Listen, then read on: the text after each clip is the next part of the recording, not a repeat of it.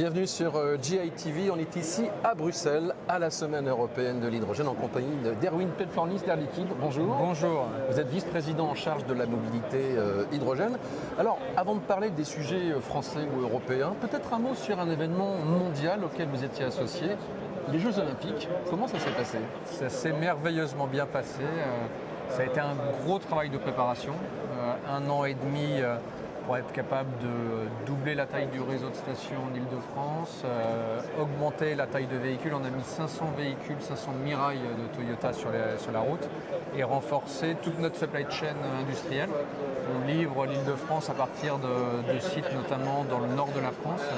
Et pour être capable de quasiment doubler la consommation d'hydrogène, on a dû tout renforcer. Bon, c'était une belle vitrine pour la mobilité hydrogène.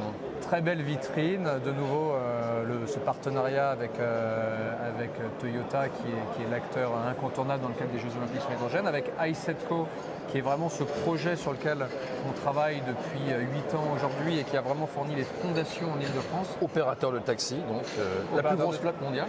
Exactement, donc 1000 véhicules dans les rues de Paris, une flotte qui continue à croître et qui est maintenant complétée avec des véhicules utilitaires, également déployés par Stellantis, donc qui nous permet de continuer à diversifier les usages. iCetco que vous allez fournir avec de l'hydrogène renouvelable.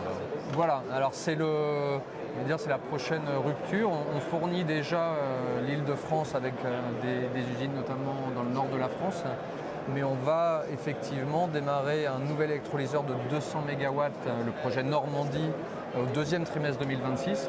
Et on vient d'annoncer donc l'investissement de ce qu'on appelle un centre de conditionnement, ce qui va permettre de mettre l'hydrogène renouvelable de Normandie dans des camions pour les acheminer en Île-de-France et venir ravitailler les stations en Île-de-France. En Île-de-France, mais aussi le long des autoroutes. Alors puisqu'on reste dans la mobilité, il y a également les poids lourds. On sait que c'est la mobilité lourde qui va entraîner cette filière hydrogène. Et vous êtes justement partie prenante d'une structure chargée de déployer le réseau.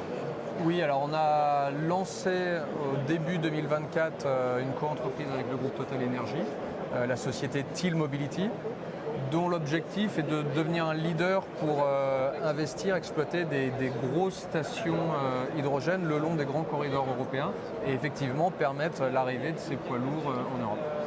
Alors ce qui est bien aujourd'hui, c'est qu'on voit qu'on commence un peu à passer à l'échelle et que la production se fait maintenant en taille XXL.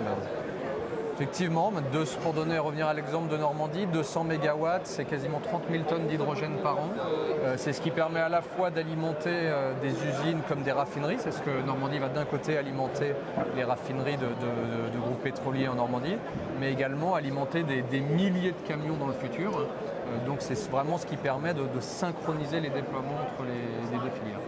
Le fait de venir ici à Bruxelles, c'est l'occasion un peu de mesurer le pouls du marché européen. Oui, alors à la fois de mesurer le pouls, de donner un retour d'expérience sur ce qu'on vit au cours du développement de ces projets-là, ce qu'il faut améliorer, qu'est-ce qu'il faut accélérer. Le maître mot qu'on entend ici, c'est rendre moins complexe tout le cadre de soutien, être capable d'être plus pragmatique sur la manière dont on active ces filières. C'était Erwin Pelfornis d'Air Liquide. À très bientôt sur GITV.